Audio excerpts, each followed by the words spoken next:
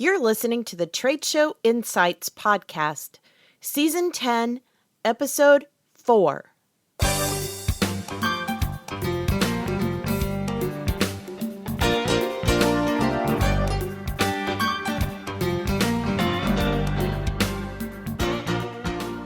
I'm your host and exhibit marketing strategist, Marlis Arnold, bringing you tools to improve your exhibit results.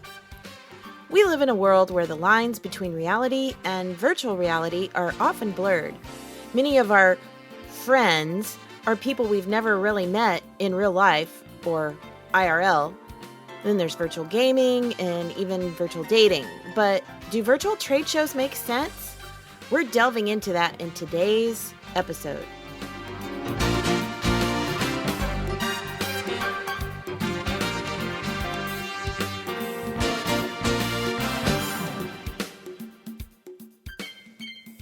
A decade ago, if you listened to all the buzz around virtual expos, you might have thought that trade shows were moving into the digital realm, leaving the traditional walk the floor kind of shows behind. But here we are, all these years later, and virtual shows have yet to take off in any real way. So why is that?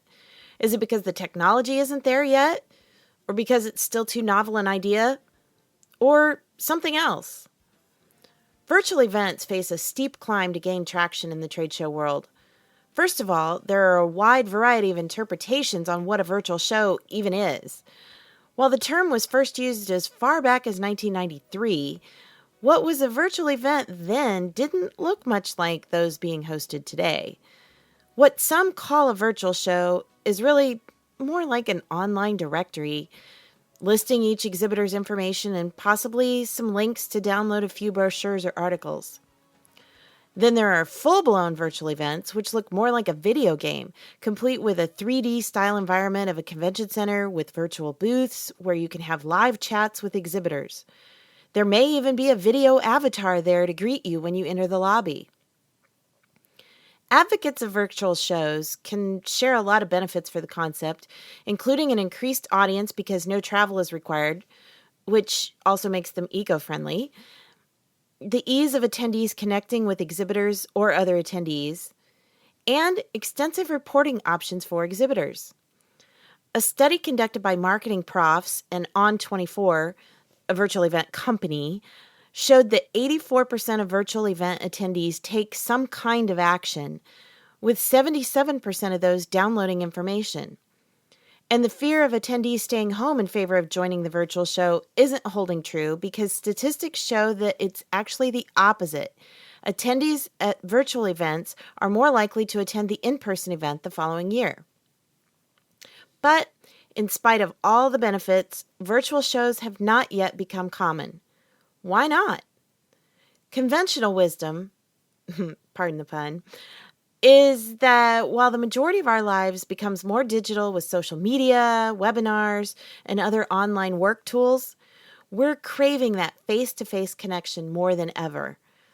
Exhibitor Magazine also conducted a virtual event survey and found that less than 40% of companies surveyed had ever participated in a virtual event, and most of those as attendees only. Those who had exhibited in a virtual expo said that while the cost per lead may be lower, so was the level of quality of those leads. But the exhibitors also said that it was a good way to increase brand awareness and extend their reach outside the show floor. So that leads us to hybrid events, the blending of face-to-face and online attendees interacting with one another using virtual components. According to Michael McCurry, former president of the Professional Convention Management Association, or PCMA. The key is in the blending of audiences through interaction and engagement. For example, during keynotes or other presentations, the remote audience, yes, that is the preferred term, has their own moderator in the live presentation room who asks questions on their behalf and even goes backstage with speakers for some exclusive Q&A time. These moderators can also interact with exhibitors on the show floor, showing in-booth demonstrations or interviewing subject matter experts. So, back to the original question. Are virtual trade shows the way of the future? It's not likely that they'll ever take over anytime soon. But if done as an augmented part of an in-person event, the hybrid model does make a lot of sense for some shows in some industries, such as technology or services, where it can help to expand the audience reached. However, for food shows or other industries that are highly tactile and multisensory, it's probably not as effective. Just keep in mind that the Super Bowl, World Series, and Academy Awards are virtual events for the vast majority of their audiences, and they still have impact. So can virtual trade shows if used in the right way. So what about you? Have you participated or exhibited at a virtual expo? Please share your experiences in the comment section at tradeshowinsights.com. And if you'd like to learn more about virtual shows and how to make the most of them, we're covering that in our March Advanced Strategy of the Month in the Exhibit Marketers Cafe.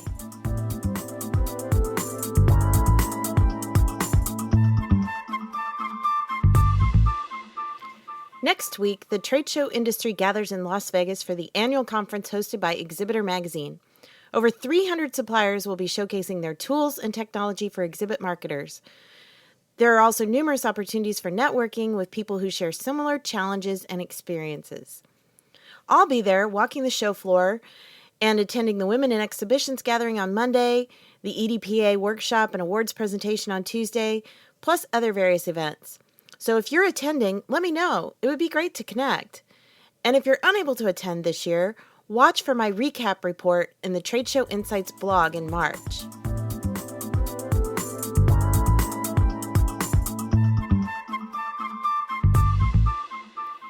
If you'd like to spread the word about the Trade Show Insights podcast, please take a minute to leave a rating and/or review in iTunes. This helps to boost visibility so more people will find the show. Trade Show Insights is protected by the Creative Commons copyright license. You may feel free to share this recording with colleagues or embed it in your own blog, as long as it is shared in its entirety and is not used for commercial purposes. To learn more, please see the link in the sidebar of the show notes at tradeshowinsights.com. Well, that's it for this episode of Trade Show Insights. Be sure to check out our show notes and archives at tradeshowinsights.com or connect with me using the social media links or contact page on the site. I'm Marlis Arnold. Be sure to join us next time for more tools to improve your exhibit results.